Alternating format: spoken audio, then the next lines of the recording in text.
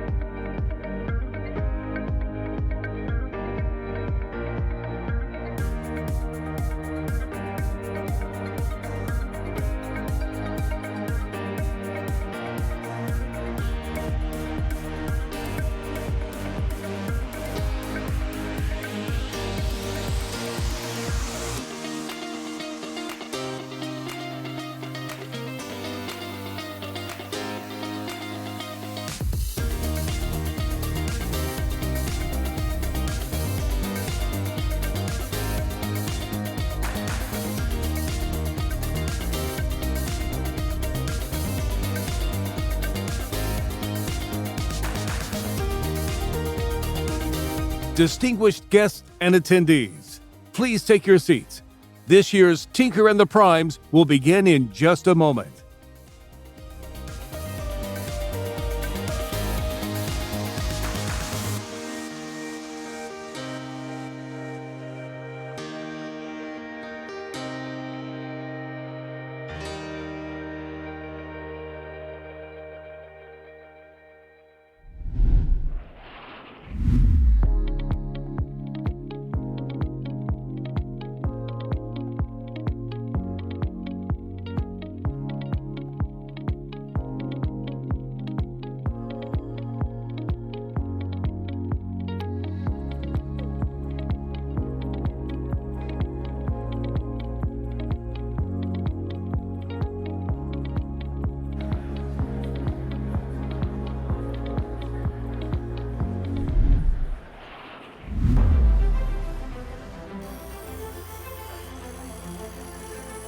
Hi, this is John Criswell. Welcome to Manufacturing Marvels. Where does the nation go for precision machining? Since 1973, they've headed to a veteran-owned small business in Wichita Falls, Texas, the home of Production, Machine, and Tool Company. Family-owned and operated, PMT specializes in CNC machining. Their ISO 9001 certified 60,000 square foot plant boasts over 3 dozen CNC machines.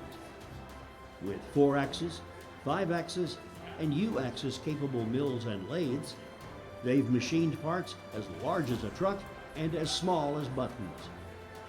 What customers say they love about PMT the most is their dependability and full service capabilities. Essentially, they say they always get what they ask for and when they ask for it. Nothing leaves the plant without a thorough inspection to make sure it meets the company's and the customer's standards. But it's not just world-class capabilities to quickly make parts and assemblies that generates repeat business. Here, customers find a team that cares about what they do, plus old-fashioned customer service, where they're treated like an individual and not just another order. And in talking with PMT's employees, you find the true secret to their success. PMT's stated goal is to do the most good for the most people. Every decision that they make is filtered through that purpose. The love they have for people is what's driven them to the top of the industry. To learn more, visit their website, production-machine.com. This is John Criswell for Manufacturing Marvels. Distinguished guests and attendees, please take your seats. This year's Tinker and the Primes will begin in just a moment.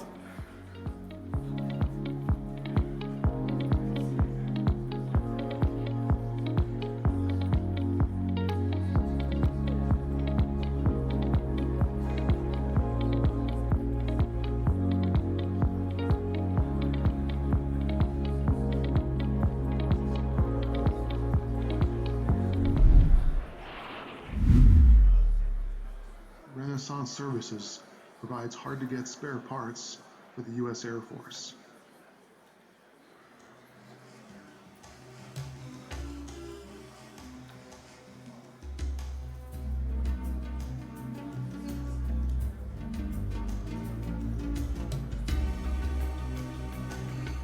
The process starts with reverse engineering, where the Renaissance team creates mill standard 31,000 tech data packages that include feature control requirements and pertinent material and process specifications.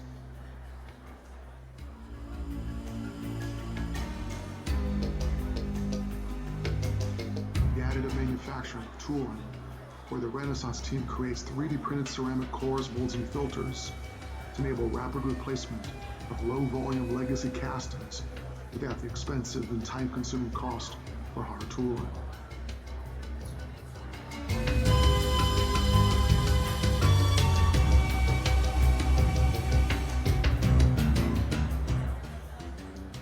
Renaissance team produces replacement castings by tapping into its existing network of foundries that produce small quantities of castings using the original manufacturing process, which all helps to avoid any requalification costs.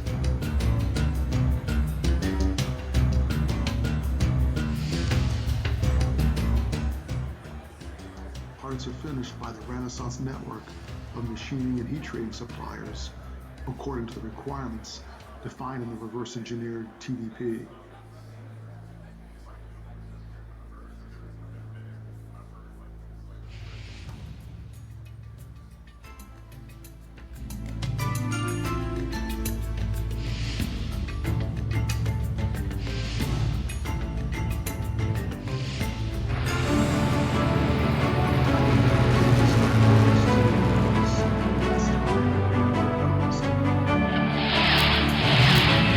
Welcome to this year's Tinker and the Primes.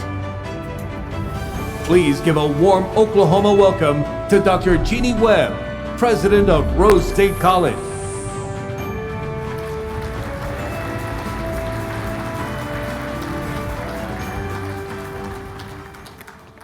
Well, good morning. Glad to see you're awake. That makes it so much better. As I said, I'm Jeanie Webb, and I have to tell you, I am absolutely delighted to be here in this room. It is just incredible to see this group of leaders, especially Tinker Air Force Base, our aerospace and industry partners, and of course, the great state of Oklahoma. And I don't know about you, but I get excited every year when we have the Tinker and the Primes. It is so important.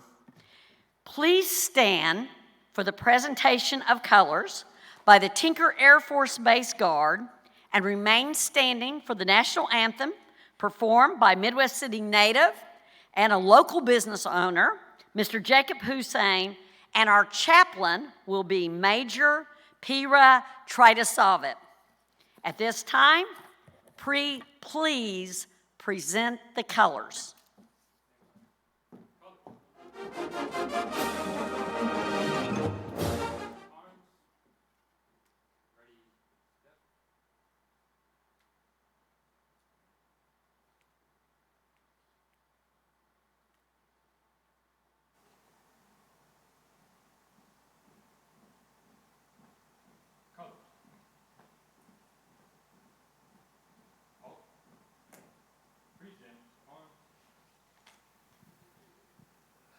Oh, say, can you see by the dawn's early light what so proudly we hailed at the twilight's last gleaming, whose broad stripes and bright stars through the perilous fight o'er the ramparts we watched were so gallantly streaming, and the rocket's red glare, the bombs bursting in air, gave proof through the night that our flag was still there.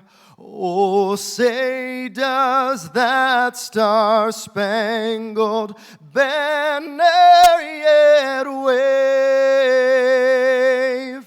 o'er the land of the free and the home of the brave?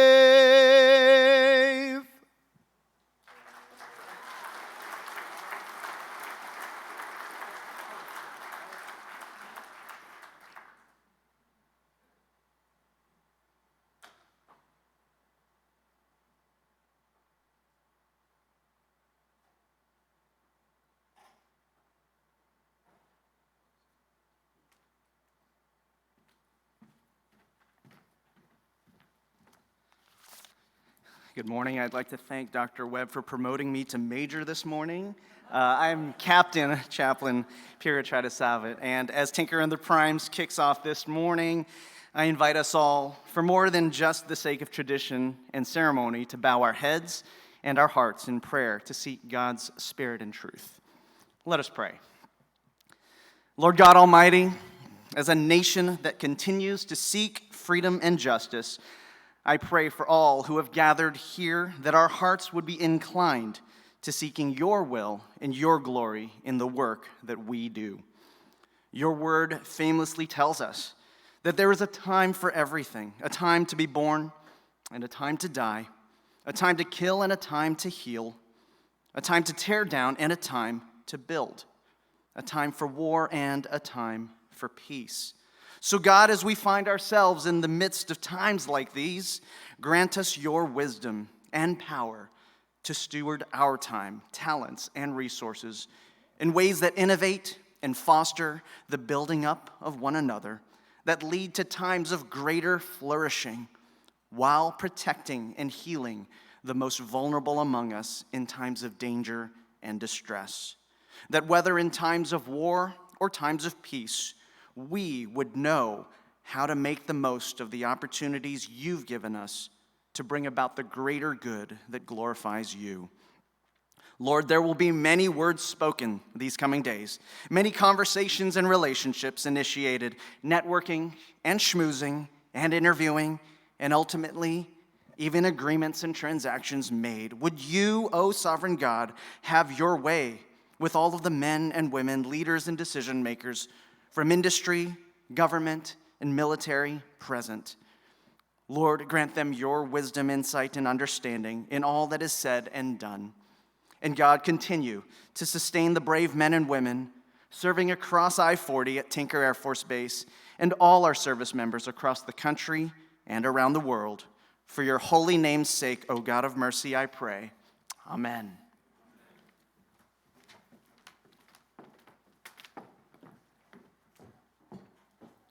You may be seated.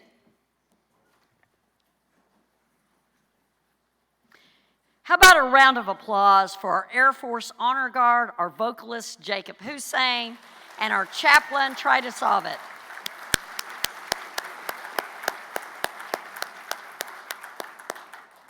Well, I am incredibly honored to be in front of you today, especially our brave men and women who serve our great nation. Would all service members and retired please stand so we may honor you with a round of applause.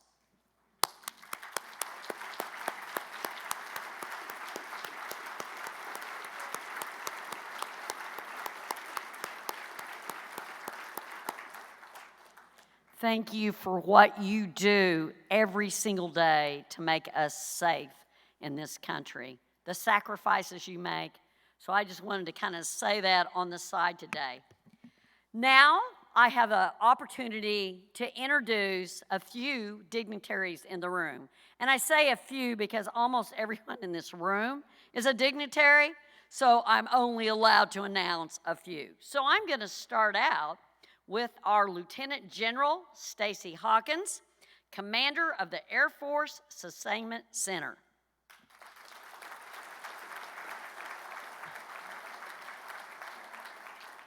Lieutenant General Tom Miller. He's Deputy Chief of Staff for Logistics, Engineering, Force Protection, and now located at the headquarters of the U.S. Air Force.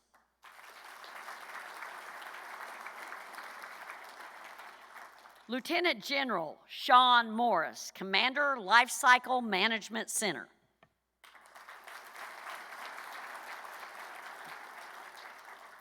Miss Estella Hernandez, who is the field representative for Congressman Lankford, Mr. Ryan McCarthy, who is the field representative for Congressman Bice, Mr. Graham McDonald, field representative for Senator Mullen, our own Oklahoma State Senator who works with Veteran Affairs, Brenda Stanley. Thank you. Oklahoma State Senator Adam Pugh, Oklahoma State Representative Robert Manger, who also serves within the district, Oklahoma State Representative Tammy Townley, Oklahoma State Representative Max Wolfley. Thank you. Matt Dukes, our mayor of the city of Midwest City, and I take credit because he works at Rose State. So just saying, I always take credit for that.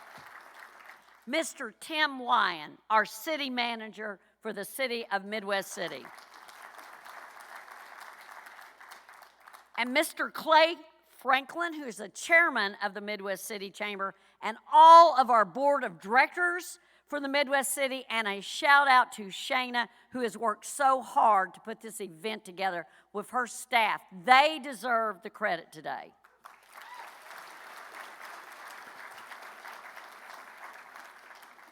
We also welcome all of our other featured speakers, military distinguished visitors, national and local civic leaders, and too many VIPs to introduce at the moment. But what we really appreciate is your unwavering support for Tinker and the Primes, for our military. I cannot say enough for that.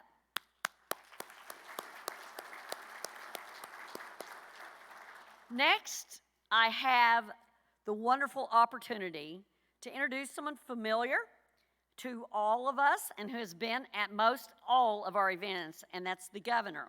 Governor Stitt started in 2019, and since the first day of office, his vision has been top 10, be the top 10 in growth, infrastructure, education, and more. And this type of goal resonates with me on a daily basis because I believe in this for Rose State College, and I believe top 1 for our nation. It has been my experience and my privilege, honestly, to witness Governor Stitt lead at all levels, and he wants to lead to the end game. As they say, pull up your bootstraps and make it happen. Governor Stitt has demonstrated this through his dedication and his passion. He sets up the synergy, the cycle of positivity for the essential growth, and he realizes that aerospace industry, number 2 in the state of Oklahoma, there is nothing we do more important to protect the United States of America, and the servicemen and women all realize that. I was fortunate this past June to have the opportunity to travel to Paris with the governor and the Commerce Department and other people so that we could promote and bring more aerospace to the state of Oklahoma. Why? In order to protect the United States of America, as we know, must be number 1. So I want to say, ladies and gentlemen, if you'll please stand, and if the Honorable Kevin Stitt would please come forward.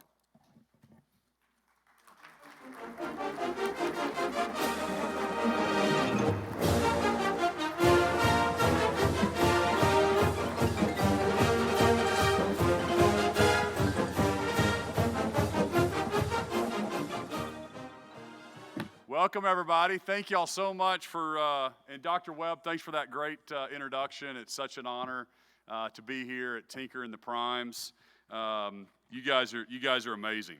And also want to thank all the active duty veterans in the crowd and all the veterans, active duty members as well. Thank you so much for being here. You Lieutenant General Stacy Hawkins said hi to you earlier. You're such an inspiration, and what a stud we have leading Tinker right now. I can't even count all the stars on this guy's shoulder.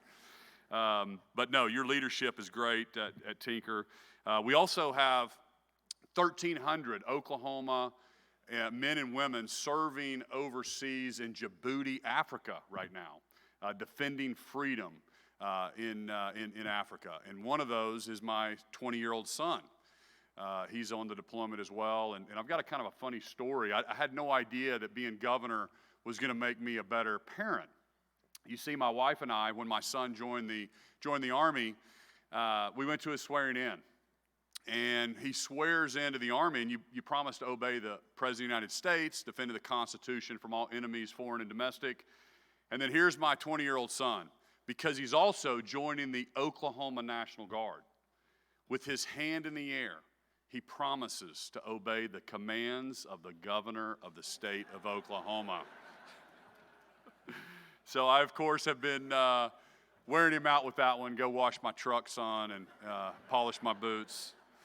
But it's been great. I tell people all the time, Oklahoma, we feed the world, we fuel the world, and we defend freedoms around the world.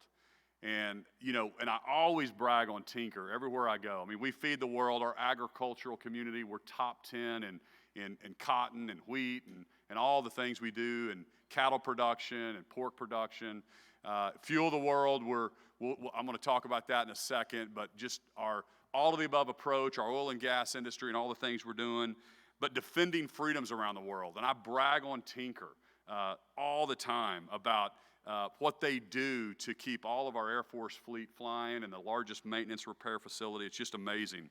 So Oklahoma has a long and powerful history in aviation and defense. And in Oklahoma, we want to be the most pro-military, pro-veteran, and pro-business state in the entire country. And people are starting to take notice of that.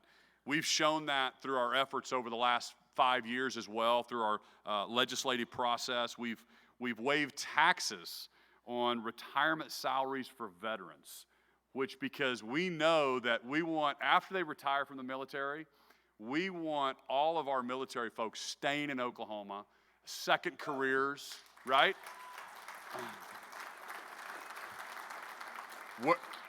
Workforce is such a tremendous advantage that we can have as a state, and military, ex-military people are such fantastic Americans, and we want to keep them in Oklahoma. So we thought it was only right to waive the tax on their retirement benefits. We've waived tuition and fees for all of our National Guard.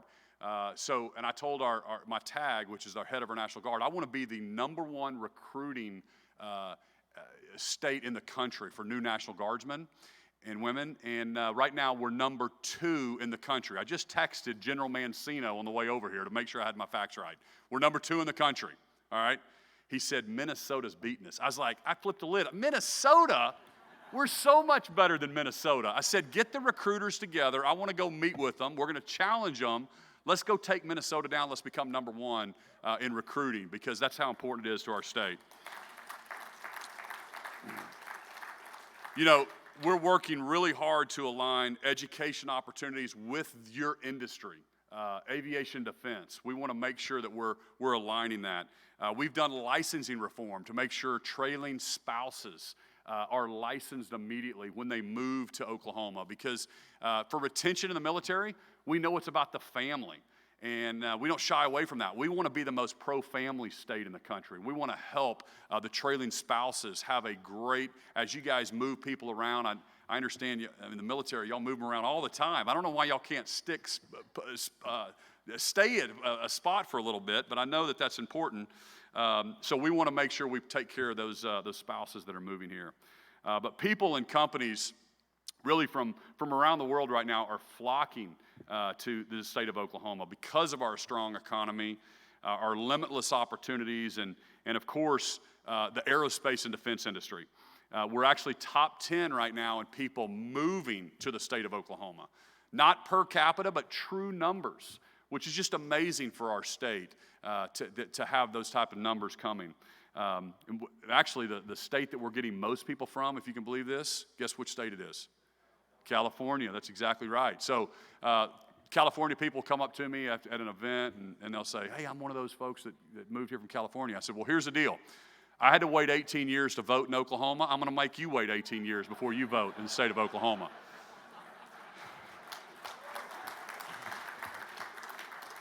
Okay, this is probably being recorded, so I'm just joking, all right? That's just a joke. But they very quickly say, no, Governor, we're moving here because of your pro-business, pro-family, pro-freedom policies. We can see the difference, and they're moving to states like Oklahoma. The other big advantage we have, and we touched on it earlier, is we fuel the world.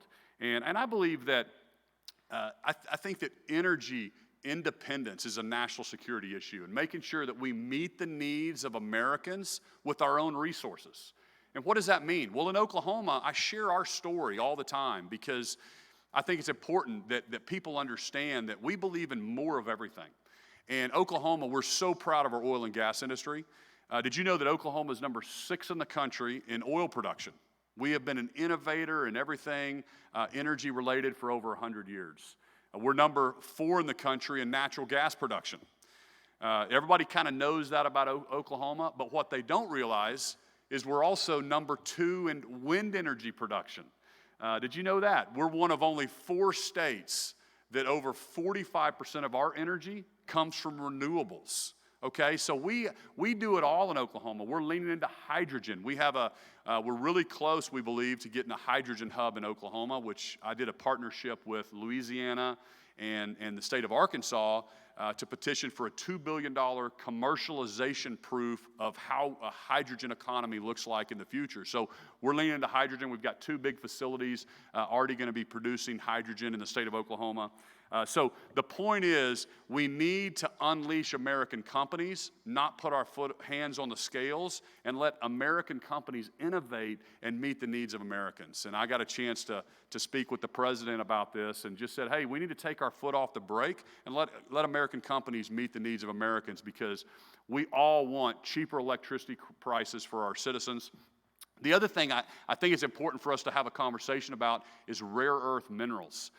When you think about mineral to magnets and magnet manufacturing, that goes into our defense and our F-35s, and it goes into our submarines, it even goes into our cell phones. We can't be relying on the Chinese, which has about 90% of that supply chain. We need to have a conversation about what that looks like for America, to making sure that we have permitting reform where we can do mineral mining, but we also have to figure out that processing, that middle gap to produce those magnets. We have to unplug and make sure that we bring supply chains for all these critical minerals back closer to home for our national security. But in Oklahoma and the aerospace and defense industry, for some statistics, is a $44 billion impact on the state of Oklahoma. We've got over 1,100 companies around this industry. Generates about 200,000 jobs. And these jobs are high-paying salaries, too. The average in this industry is $73,300 a year. But Tinker means amazing things for the economy, because you guys are the hub. And even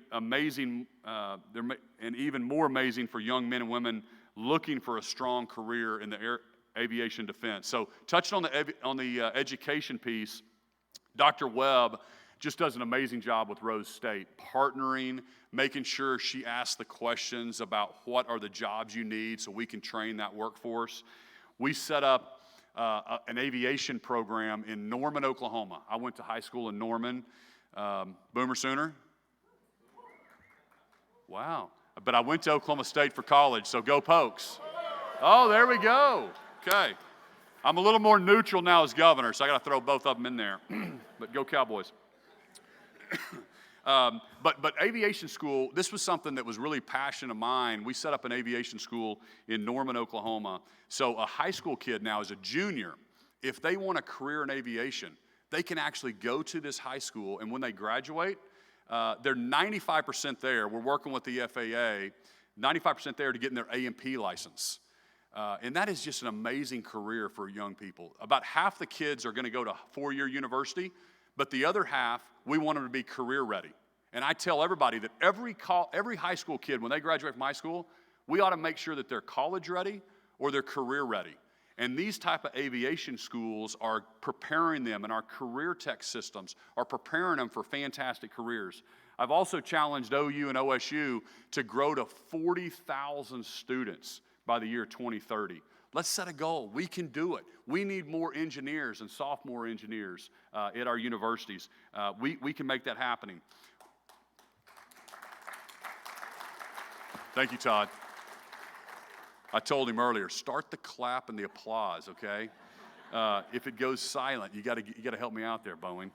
But AOPA, the curriculum AOPA, we started with one school 2 years ago. We went to 50. This next year we'll have 80. We're number one in the country in these AOPA programs, aviation programs in our high schools. We're trying to introduce and make sure, because we have such a cluster in this industry, we want to make sure that these kids in middle school and high school are getting ready for this career. Tinker's, as most of you know, the second largest Air Force base in the nation, employs over 26,000 people, making it the largest single-site employer in the state of Oklahoma. It continues to stand strong as the largest maintenance repair facility in the entire world. So since its founding in 1941, Tinker has given central Oklahoma a major economic advantage generating countless jobs and opportunities for Oklahoma. And now Oklahoma's grown. We've got 5 different military bases, 7 National Guard bases, and something that people a lot of times don't talk about is our FAA Center. The largest single-site FAA Center is located here in Oklahoma City. So if you buy or sell airplanes, all the title work, everything is done. Oklahoma City is literally a cluster for aviation. But aviation defense has left its mark on Oklahoma and on me personally. I soloed at 16 years old at Westheimer Airport in Norman, Oklahoma. And a lot of the pilots in this room, we know what it's like. I was 16, and back then I dipped, so I put in a dip before I took off, and I thought I was really cool. And I remember just taxiing down the runway in a Cessna 152, and man, as soon as you pull the yoke back and it takes off, I was like, okay, here we go. I'm gonna have to land this thing. And your first solo, everybody remembers that. Then they cut the T-shirt off your back and they tack it on the wall and they write your first solo and the plane that you were flying. And just fantastic memories. Today I have over 3,000 hours. I've kept flying my whole career. It's helped in so much in business. And just love the aviation industry. I'm just really jealous of all the F-16 pilots in here and all of your cool names. Attila, where's Attila at? He's going to be speaking to y'all later. There we go. F-16 pilot right there. JPP right next to him. We won't tell you what her name means, but anyway, Tinker, we're so excited that you guys do this every single year. I think this is the 18th time, and it's so important for the DOD and for all the vendors and suppliers for us to come together as Oklahomans. And whether it's deployment, employment, family, you name it, Tinker is the connection to a common goal, and that is defending our way of life and our freedoms all around the world. And it's so important what you guys do. I just can't thank you enough. Oklahoma is here to support you. Whatever you need, we're here to make sure Oklahoma is the most pro-military, pro-freedom state in the entire country. So God bless you. God bless the great state of Oklahoma. Thank you for having me.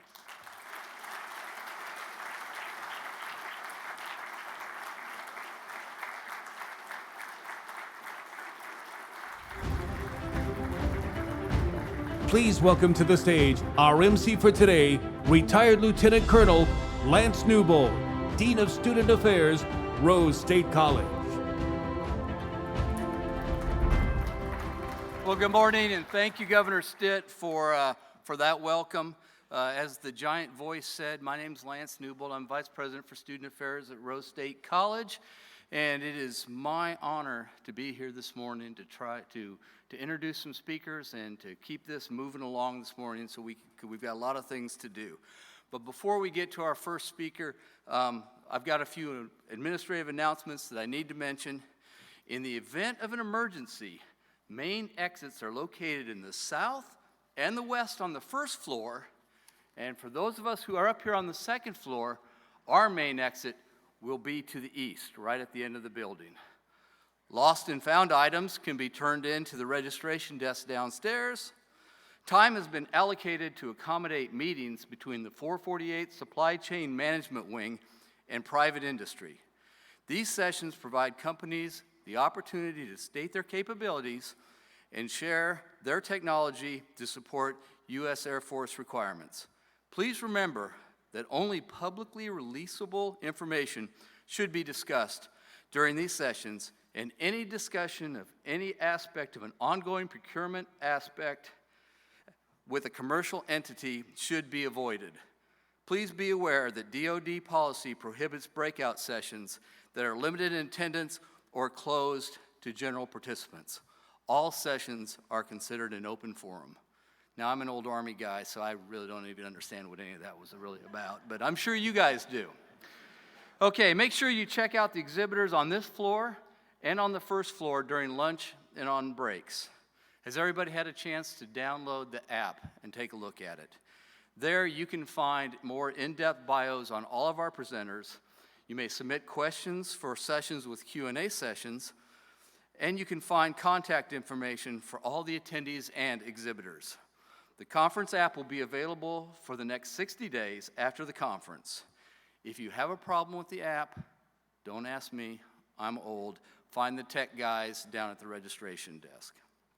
Our next speaker is headquartered at Tinker Air Force Base and is responsible for providing the enterprise-wide strategic planning and execution of Air Force supply chain. He is responsible for overseeing operations that incorporate more than 3,000 civilian and military personnel located at Tinker Air Force Base, Hill Air Force Base, Utah, and Robbins Air Force Base, Georgia, exercising the Wing's budget authority worth more than $7.2 billion annually, providing sustainment for the Air Force, Army, Navy, Marine Corps, federal agencies, and multiple foreign allies worldwide. I introduce to you Mr. Stephen Gray, Director of the 448th Supply Chain Management Wing.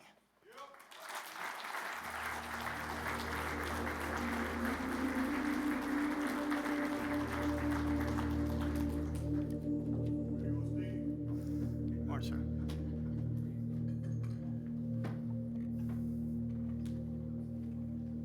Morning, everyone.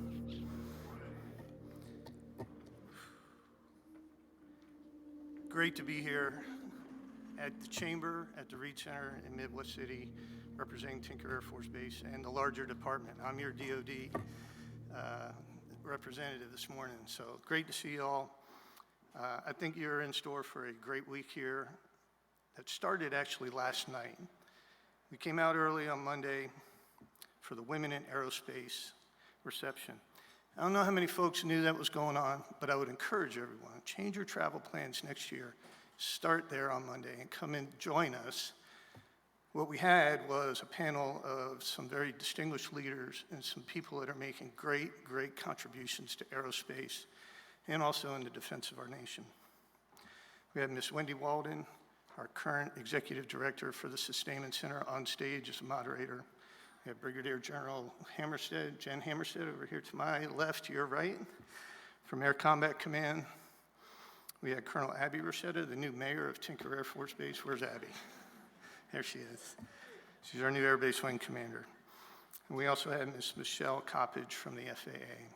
And it was a great evening of hearing some inspiring stories and how these professional leaders worked through their careers and what kind of things they encountered and how they actually conducted their business helping support our great nation and our Air Force. Make time to come to that event. Thank you. And thank all of you that came out and supported that. It was a great event, great way to start things. So our agenda is packed. We're going to have a number of senior leaders here that are, again, very impressive, hard to get for two reasons. I'll tell you about the second reason in a second. We have at least 100 vendors. I want to say at least. We're approaching 100. It's almost more than we could cram into the building. I hope the fire marshal's not around, because we're going to have upwards of 2,000 people here as well at some point in time moving through the building. It's a great event and a great way for industry to connect with military and connect with Tinker Air Force Base in our larger chamber here.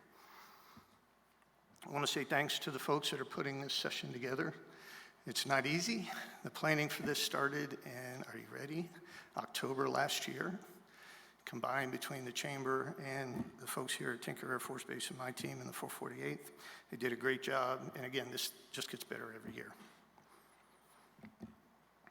I also would like to thank some of the folks that you may or may not see on stage. You'll see we have what looks like closed captioning on a TV, but it's actually a signing type activity. And this was very popular last year, the first time we had it. And the woman who's responsible for that is Erica Cook. She does a great job trying to translate on the fly all the things that we say.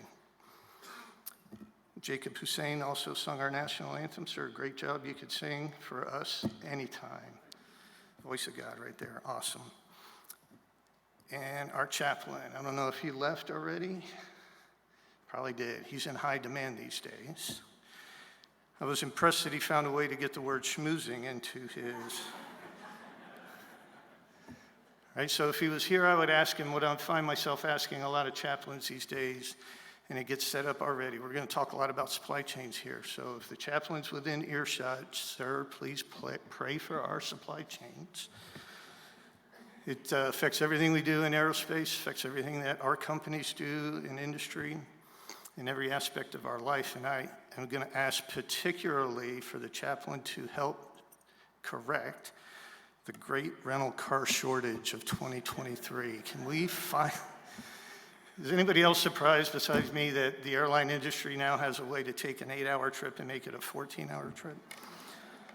We need to stop that one. Well, there is hope in supply chain management for what it's worth, because when one piece of the chain breaks, another emerges. And I'm very sure the guys at Uber and Lyft are kind of happy with the supply chain problem with rental cars these days. Okay, industry and the government connecting here. There are a number of folks that I'm going to introduce real quick that I want to make sure our industry partners know who they are and where to find them as you go through, because like a lot of guys in uniform, they all kind of blend together sometimes. So I already mentioned Miss Wendy Walden, our executive director. Colonel Hussain's our new vice director. He's here, sitting to the same table. I've mentioned General Hammerstead. She's here from Air Combat Command. If you're a fighter, aircraft person, you're going to spend some time with General Hammerstead. Colonel Brian Moore, my friend from the new commander of the Oklahoma City Air Logistics Complex, is here. If you're into really big airplanes and parts for really big airplanes, he's your guy. Stop by and see me first, though. I got to get it for him. Right? Is John Sneeden with us yet? He'll be here. He's our director of propulsion. One of the hardest jobs we got in the Air Force right now. If you want to see a complex supply chain, go study engines. And Miss Kathy Contreras is here. She's sitting off to, on the right-hand side where you are.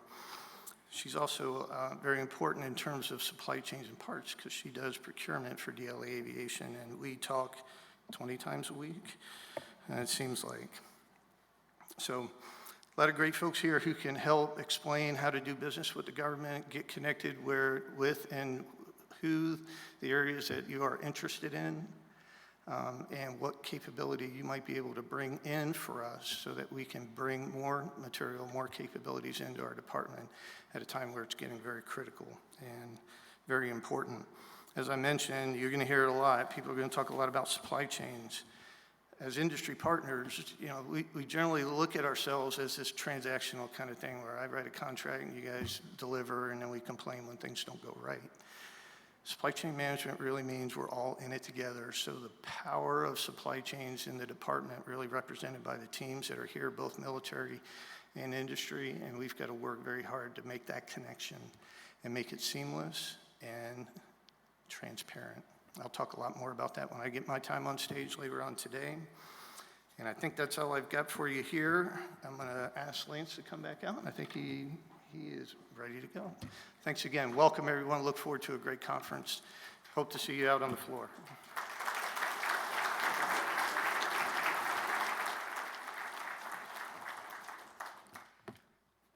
Thank you for your welcome, Mr. Gray. We are thankful for your leadership at Tinker Air Force Base. The Midwest City community and industry partners are here to support you. Unfortunately, Senator James Lankford is unable to join us in person this morning. However, he has provided a video to update you on his efforts in the nation's capital. I'm Senator James Lankford. I'm in Washington, D.C., and as I record this, the Senate is still working on our version of the NDAA. I have no doubt by the time you watch this video, we'll have already passed the NDAA, and we'll begin the work with our House counterparts to work out all the differences in the conference committee. The NDAA is a nonpartisan issue. Our military shouldn't be partisan, and we need to get it done when we get back in September, especially with the threats that we face around the world. This year's defense bill keeps up important work that many of you sitting in this room have been a really important part of. The NDAA starts with a much-needed raise for our service members in the Department of Defense civilian workforce, along with payroll increases for Air National Guard and Air Force Reserve military technician civilians. It provides millions for counter-drone technology research and development. Much of that is going to happen in Oklahoma. We provide pay for pilots to get their necessary inactive duty training so they can stay current in their pilot rating or their designation. The NDAA also included funding for religious freedom training to ensure we protect our service members' religious freedom. We require the Department of Defense to create a counter-fentanyl trafficking strategy, and we limit the ways that Communist Chinese government can interact with the United States military contracts. So those contracts that do business with Chinese or Russian institutions who steal intellectual property from Americans are shut out. This is an opportunity to examine our military and national defense priorities to make sure that military installations like Tinker have what they need for their missions, their health, their families, and much more. But there's still a lot that's got to get done. You know that. These are just a few of the things that are in this giant NDAA bill. We've worked to secure a lot of different wins, not only just for our service members, but also working for Tinker in specific. My team and I look forward to working with you in the days ahead. Let me highlight a few things that are just specific to Tinker in this particular Senate bill. $78 million for the third installation of the KC-46 three-bay depot maintenance hangar. I was also able to secure a 3-year extension of the direct hire for our domestic defense industrial base facilities, the major test range and test facilities, and the Office of Director of Operational Test and Evaluation, which also benefits Tinker as the headquarters of the Air Force Sustainment Center. There's also a big piece that I've worked on a lot to try to deal with defense contracting specifically. I've consistently fought to remove the barriers and increase competition within our defense contracts. One of those ways I've been able to get it done in this year's NDAA is my provision designed to support defense contractors and small businesses while also maintaining the integrity of security clearances. As many of you know, presently, DoD contracts require personnel to possess specific security clearances before they can even bid on a contract, which is a significant barrier to many contractors, potentially excluding them from competitive opportunities. Many of you in this room have faced that. This provision proposes a solution to this challenge by suggesting that DoD grant interim access to classified information under controlled circumstances within 180 days after the contract award. This approach doesn't lower the security clearance requirements, but it provides an alternative path for contractors without existing clearances to compete. My approach shifts the focus towards evaluating contractors based on their capability first, and then allow them a reasonable avenue to obtain personnel security clearances within a specified time frame. By doing this, we'll ensure contractors without clearances, but who actually possess the qualifying skills, are given an opportunity to compete. We need more competition in this process, as many of you know. I'm grateful for the work that you do. Many of you work behind the scenes long hours, and people don't have the opportunity to be able to say thank you to you. They see people in uniform, and we rightfully say thank you to them. Some of you have worn the cloth of our nation, but now have retired from that and are continuing to serve our nation. Thank you for doing that. Thank you for your engagement for our national defense. It matters to every single family, and I look forward to us partnering together in the days ahead to continue to be able to secure our nation and continue to make sure that Tinker, the United States Air Force, the United States military is the most lethal, most moral fighting force in the world. God bless you. Look forward to seeing you face to face in the days ahead.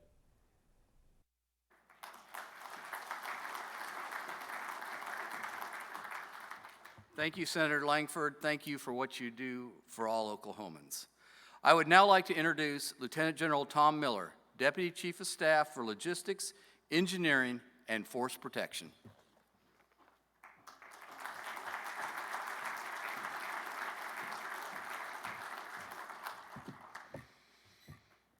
Okay, well, my escape from the Pentagon was successful yesterday, so General Hawkins, thanks for inviting us to be here.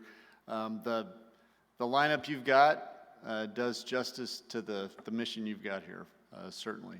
So welcome to everybody. I'm excited to be here, not just because I'm not in the Pentagon today, but I don't have to convince this crowd of the importance of what we're talking about in the next few days. You're convinced.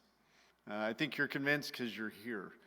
When I think about the people that I partner with the most, Lieutenant General Hawkins and Lieutenant General Morris are the ones that not only friends for way over a decade, but we work together all the time. You've got the two commanders that have the mission space that is going to make the difference in the future of our security, right here sitting in the front row.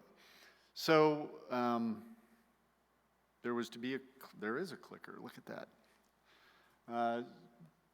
We'll go to the first slide. So, you know, when I got to the Pentagon, the team that puts together slides for you, they don't know. So they're trying. And they go, sir, this picture of the 135 in front of this building 3001, and so I can't help myself. I start going into the history of, the 5,000 C-47s that were built in that building in World War II.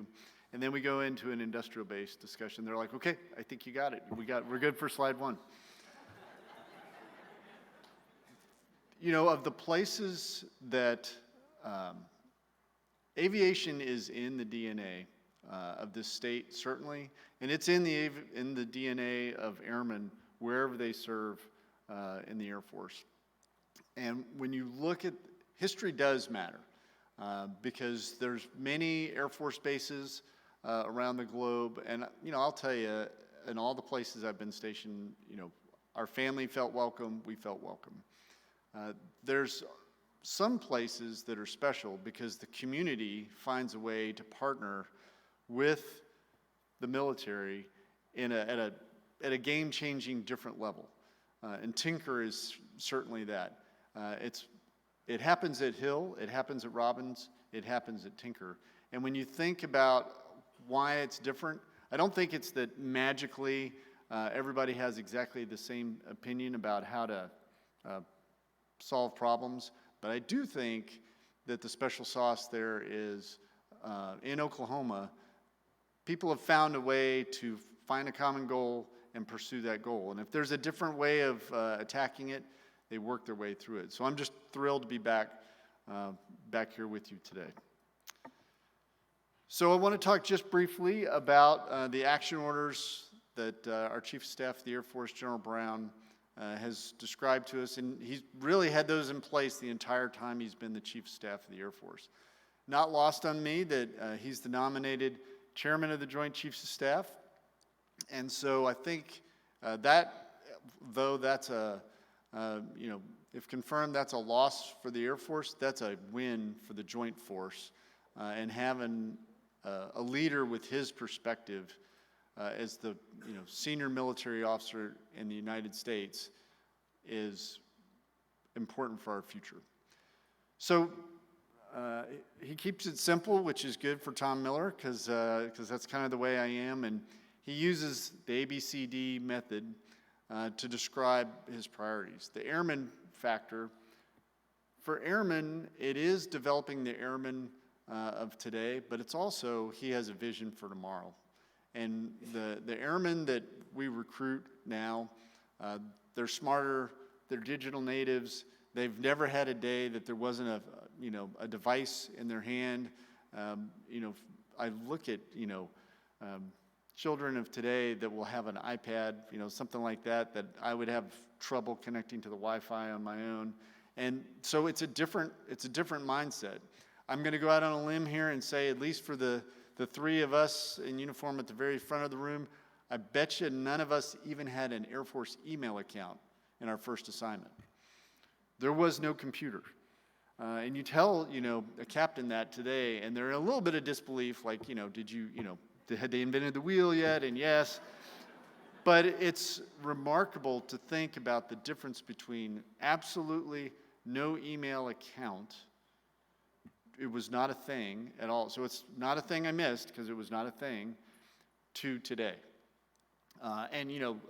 Steve Gray was talking about Uber and, the technology leap that's there where, there's no big command center that Uber or Lyft or any of these other companies have where there's 150 airmen or Uber airmen sitting in a room matching the car to the location, to the customer.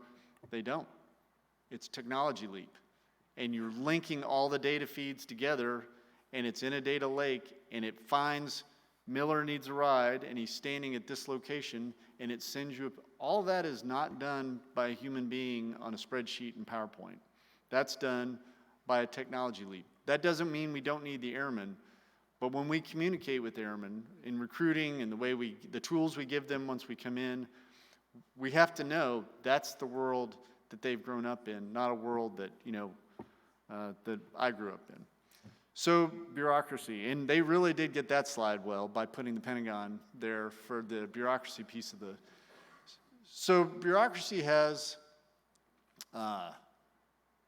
it has a role in each part of our lives. But I think General Brown's concern largely is if we're comfortable all the time with what we're doing, we're not changing fast enough, because the world is changing. The national security environment is changing, and for us to be able to change with it at speed, it's probably not the way the bureaucratic method is going to get us there. So he has pushed us significantly to move. There's things within our control, there's things that are not under our control, but maybe within our influence sphere, and we work hard to push that. Competition, and notice it's competition for the sea, not conflict. You want to win in competition. I haven't met a person yet in government service, in the military, that wants to be in conflict. The win is in competition. To win in competition, you have to be credible.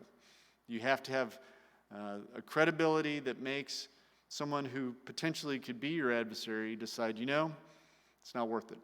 So winning in competition means you have to make tough choices.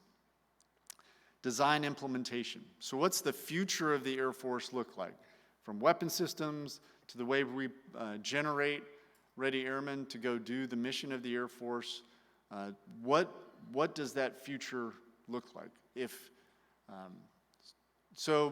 My grandfather passed away a long time ago, but before he did, we had a talk that I remember to this day. In his lifetime, the Wright brothers flew the first airplane, and Apollo 11 landed on the moon.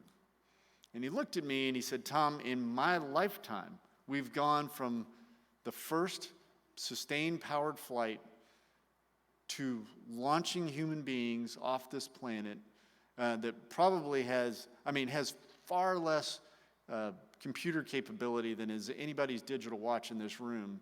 They were doing all the math to figure out how to put human beings on the moon, and importantly, get them back off the moon and safely back to Earth. He goes, that happened in my lifetime. Think of what will happen in your lifetime. And think of what will happen in a 19-year-old airman's lifetime today. So what's the design of our Air Force going to be? Tomorrow, and I'm thrilled that the Secretary of the Air Force is coming to talk to you. My guess is he will talk about the operational imperatives. We talk about it a lot in the building, so I'm not going to try to I couldn't do justice to the way he'll describe the operational imperatives, but essentially they are to focus on what are the things that would give China pause. He says it a little more straightforward than that. I don't want to use his words. He'll use them tomorrow. So there's 7 operational imperatives that are up there on the screen right now. They're all important, and there's sustainment and logistics in every single one of them. In particular, I would say, think about operational imperative 5, which is resilient basing. It's more than that. It's resilient basing, and it has a lot to do with what you have positioned at that base to be that credible threat and competition so you don't have to get to conflict. And then operational imperative 7, readiness to deploy and fight, and that's really as a nation. We have got more experience than anyone in the world on counter-violent extremism for the last 20, and if you're in the Air Force, 30 years. And that's not what we're talking about. That's not a pure adversary. It's different. And there's a great book that a lot of people in this room have probably read, Freedom's Forge, and it talks about the industrial base in the United States of America in World War II. And an interesting outtake of that book is when Governor Stitt was talking about industry, it just reminded me of it. It's not that the government told industry what to do. The government really looked at industry and said, you're not going to sell cars to the personal consumer. And then industry went, I need to keep my talent pool. I need to pay for my facilities. I'll build B-24s instead. So the answer wasn't telling industry what to do. It was framing, saying, we have a need. We're going to limit what we're going to spend the resources of the nation on. You fill in where you think you're best positioned to serve the nation. And industry found a way to do that. So we'll talk, actually I'm going to go to the next slide here real quick. So agile combat employment. You'll hear about ACE a lot. Agile combat employment is, at its most simple form, it's a scheme of maneuver. It's not a way to deliver a weapon. It is a way to maneuver a force to make it tougher to target. And by doing that, on the left side of this screen, yes, it is the left side, okay. I had to make sure it wasn't a mirror image. You've got a lot of fuel there. You've got a lot of fuel trucks parked close to each other, and you've got some F-15Es that are parked 10-foot wingtip to wingtip together. That is extremely efficient. It is, and if we're making decisions from an efficiency standpoint, parking things close together means it takes less human beings to operate. It means you have less infrastructure for you to pipe between big fuel tanks. It is the most efficient way to do things. It's not the most effective if you've got an adversary that has the ability to reach out and touch you. The right side of the screen, a couple of shots, one from the Pacific in airfields that were used in World War II. They're spread out over long distances. They are very remote. I don't know if it's the opposite of efficiency, but it's pretty close. So having a calculus to determine what do we need in the dispersed locations versus what do we need in the efficient locations. So if you're industry, this is me providing you the Tom Miller version of what I think we need help with. There's certainly, from a supply chain perspective and the program office perspective, you've got the two lieutenant generals who have those mission sets for sure. Inside the building, when I work in this space, we need to think beyond buying new old. We buy a lot of new versions of the things we've used before. We have a robotic vacuum cleaner in our house, and it's like the second generation robotic vacuum cleaner. It maps the room that we live that's there. If there's a TV or a dresser or something, it only bumps into it once and it maps it. When it's done and it's running out of juice, it goes back and docks itself and recharges its battery. If it could figure out how to get the corgi hair out of the filter, I'd be really excited about that, but it hasn't done that yet. But everything except the corgi hair, it has figured out. And that's to vacuum a house. For the support equipment that would supporting whatever generation airplane you would have, that becomes critical for us. Reimagining the support equipment for the fielded forces that we have is key. Okay, so innovation. When we recruit airmen into the Air Force, they are signing up for what I would say is the innovative service. There's a great saying about Americans in general and airmen in particular. An airman's going to ask you why. Why am I doing this? And I think it's important to tell people why. Number one, if you can't tell someone why, you may not have thought through the problem set enough on your own. So that's like a self-indictment for leadership to think through. But number two, if you can tell somebody why they're doing something, they certainly can solve the problem in a new and innovative way because you may not be there to help them through it. So the airmen we have in this picture, on the left side, it's the traditional way of processing cargo. And this kind of gets at the Operational Imperative 7, processing cargo for deployment. On the right side, those are some setup tripods with laser, optical alignment, and laser designators that measure the height of the equipment. There's scales that measure the rolling stock that would go on an airplane. And the left side of the slide, to do the set that they did the test on, it was 96 hours to process all the cargo. On the right side, it was 12. And that's commercially available cargo, not equipment. That's not equipment the Air Force was using, but it existed out in the commercial space. And so finding the nexus of how to take that and get past the bureaucracy that I had on the other slide is part of what we've got to do. Okay, I'm talking to the industrial base, both organic and commercial industrial base, so I'm not going to try to sell you on this. I would just ask you to think through what are the innovative ways we can help with this. And they probably, maybe they did some research to decide to put a B-21 in this slide. The bomber campus discussion that Colonel Rosetta mentioned last night, I agree. Having that vision to be able to see something that we need for our, not only for our industrial base, but for our national security is key.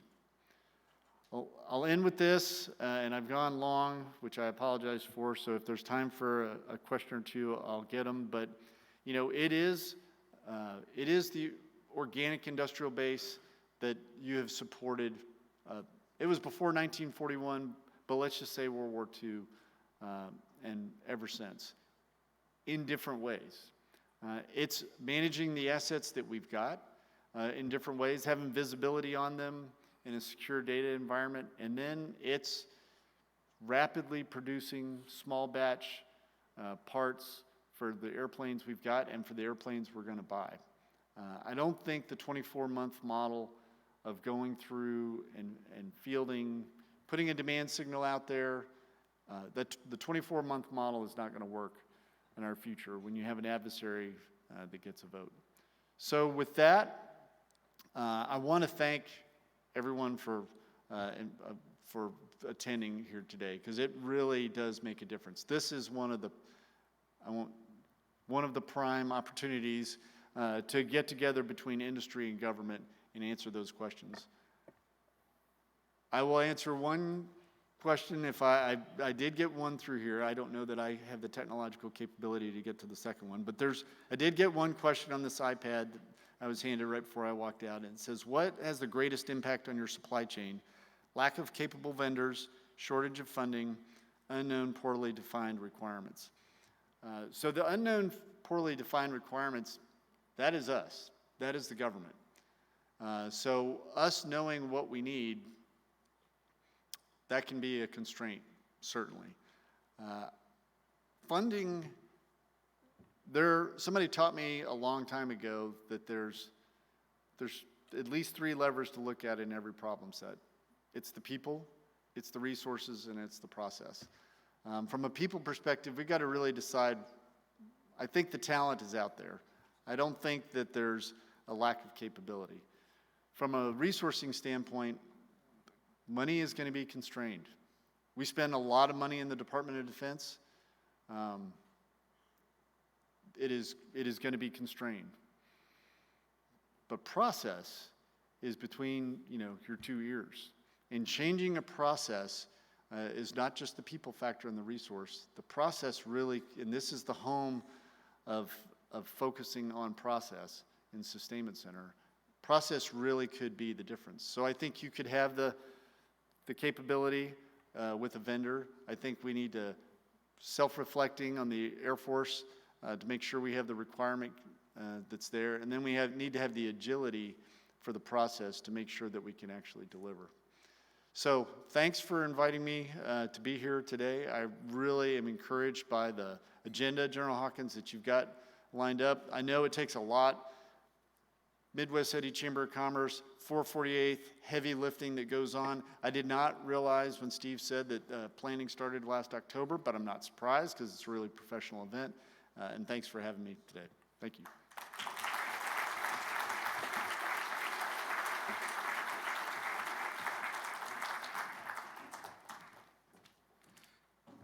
Thank you, Lieutenant General Miller. We appreciate your service and leadership.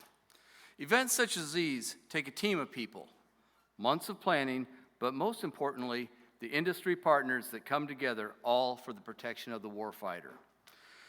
We hope you enjoyed breakfast this morning provided by Pratt & Whitney and Spirit Aerosystems.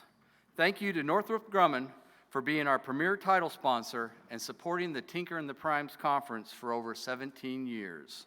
Please help me welcome Vice President of Strike and Special Mission Aircraft Business Unit with Northrop Grumman, Mr. Pat Attila Hund.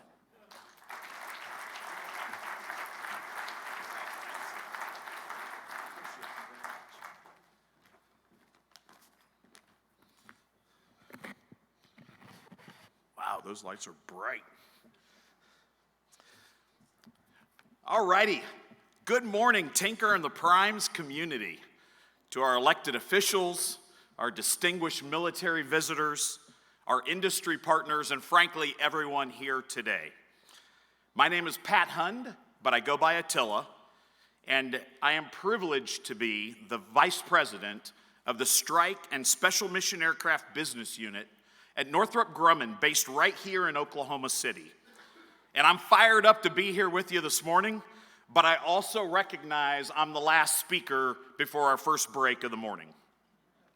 So first off, let me thank Midwest City Chamber of Commerce for their continued dedication year in and year out throughout the year planning, as Shana knows, to Tinker and the Primes.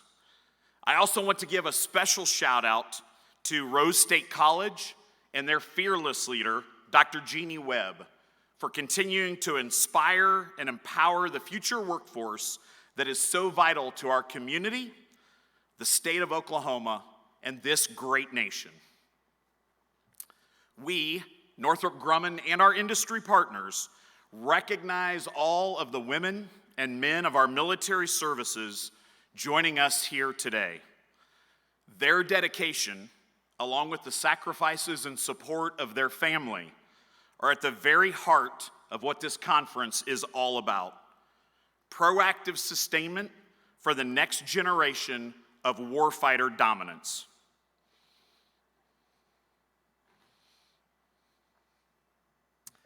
When I think about the future and all the ways we proactively ensure this dominance, our dedicated people immediately come to mind. We have some of the most talented and creative thinkers and doers here in Oklahoma, and we understand what a privilege it is to work shoulder to shoulder with our warfighters. Their mission is our meaning, and we do not take that responsibility lightly. As an Air Force veteran, I am personally invested in bringing our service members onto the industry team, and SkillBridge is a great program to do exactly that. In fact, our Global Sustainment and Modernization Division has brought more SkillBridge teammates into our Northrop Grumman organization than any other across our entire corporation. For us to deliver mission readiness, we need to continue to invest in and upskill our people to meet the needs of the future, and that time is now. We have increased college-level internships 300% at our Oklahoma locations over the last 2 years, and we initiated a high school intern program right here in our Middale School District.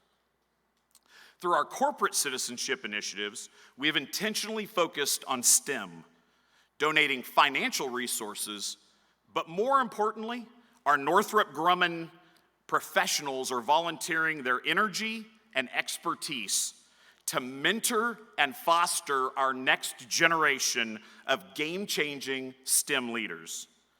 I would be remiss if I didn't give a special shout out to our academic partnerships with Rose State College, the University of Oklahoma, Oklahoma State University, and the Moore Norman Technology Center. We are always looking for ways to expand talent discovery within our communities as we plan for our future workforce. Each of us here knows that it takes a certain amount of grit and a willingness to be fearless, accountable, and resilient in our aerospace defense industry. Please join me in watching this employee spotlight of one of our SkillBridge rock stars.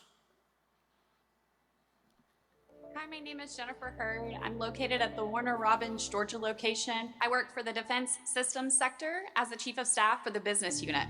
So as the Chief of Staff, I am responsible for the strategic planning here for the business unit to ensure that all of the programs and projects are on track. My grandfather actually worked for and retired with Northrop Grumman. He was part of the robotics division for the F-20 Tiger Shark team, which I just think is so cool. Thinking of my place in the future workforce, it was important to me to follow in my grandfather's footsteps and continue the heritage of serving Northrop Grumman. But what was really appealing to me is we have the same values and mission that I did within the United States Air Force, serving our men and women. To Transitioning from the military to the future workforce can be a daunting task. Working for an organization for over 20 years, you get stuck in your ways. SkillBridge provides that bridge to the civilian sector to allow me to have a future with Northrop Grumman. The DoD SkillBridge program provides access to a pool of highly skilled and motivated individuals who've had extensive training and experience through the military service. By providing opportunities for transitioning service members to gain valuable work experience and training through the SkillBridge program, Northrop Grumman is able to provide a talented and diverse workforce while also supporting the men and women of our country. Thank you, Jennifer. See, I told you she was a rock star.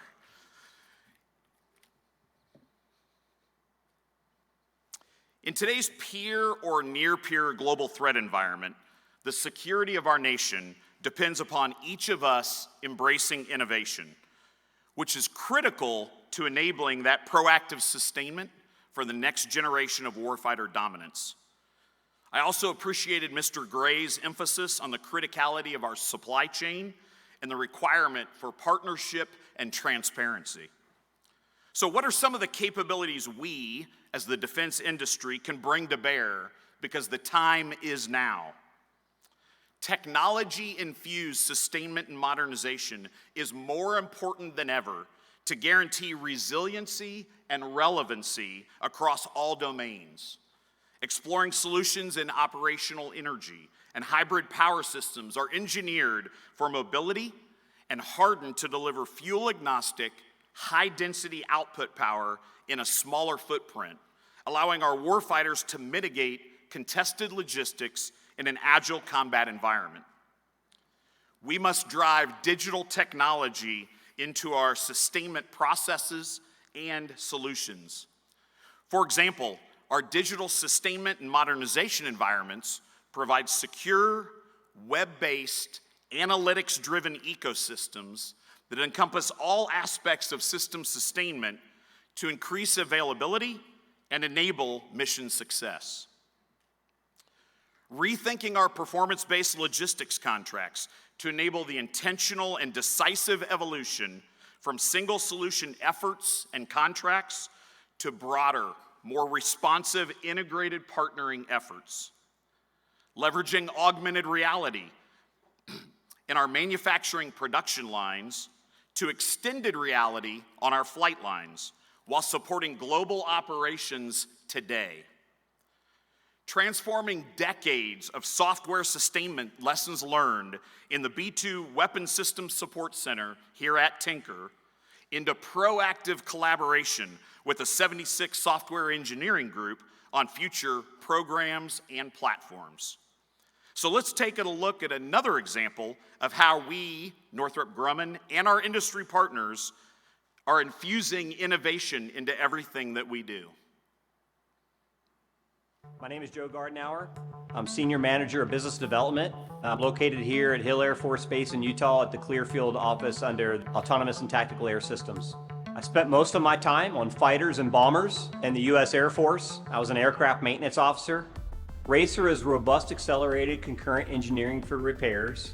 It basically takes a robust set of tools, engineering tools, puts them into a user interface that's Northrop Grumman proprietary, and it helps engineers do their job better, especially when it comes to structural anomalies on the aircraft. Aircraft 752, right behind me, is on the production line here for the Service Life Extension Program. Late in the production cycle, they found an issue with the longeron. That required some engineering disposition. RACER came in, developed the engineering disposition for them, and actually took those dispositions to manufacturing to build both a bathtub fitting and a longeron to get this aircraft out of the hangar. RACER's transforming readiness in this environment by being able to take a set of tools and a technology with some really smart folks behind it to revolutionize how we get airplanes repaired on the production line. My goal for RACER is to take the goodness that we've established here on the F-16 line with the tools, the people, the processes, and the capabilities, and translate that into a larger bundling that will service not only the F-16s, but here at Hill Air Force Base, it'll service the A-10s, it'll service the F-35s, it'll service the T-38s, it'll service Tinker Air Force Base in the same capacity, it'll service Warner Robins in the same capacity. Racer is unlimited. Thanks, Joe. In conclusion, we remain committed to transforming readiness, decision-making, and effects to deter and defeat threats, ensuring we will always be mission-ready and future-ready. We deeply appreciate our trusted partnerships and recognize our role and responsibilities to this great community. I'd like to ask my Northrop Grumman teammates to please stand up and remain standing.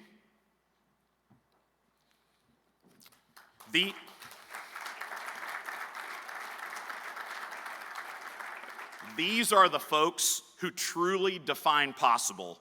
I am honored to work with and for each of them. And so on behalf of our Northrop Grumman family, thank you again for the opportunity to speak to you this morning. Please enjoy Tinker and the Primes. We look forward to seeing you at our Northrop Grumman booth. Take care and have a great conference.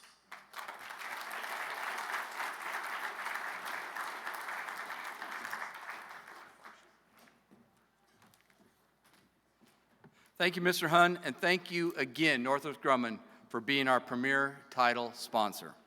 Ladies and gentlemen, at this time, we're going to take a networking break provided by Peening Technology until 10:50 a.m. Also, please take all personal items with you as they may get shuffled around as the folks come in here to reset the room. We encourage you to visit the exhibits located around the conference center. Thank you for being with us this morning, and we'll see you back at 10:50 a.m.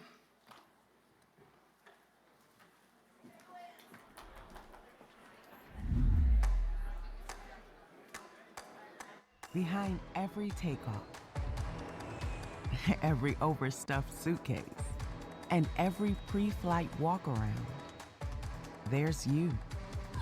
You who are literally building the engines and systems that propel the world forward. You who are meticulous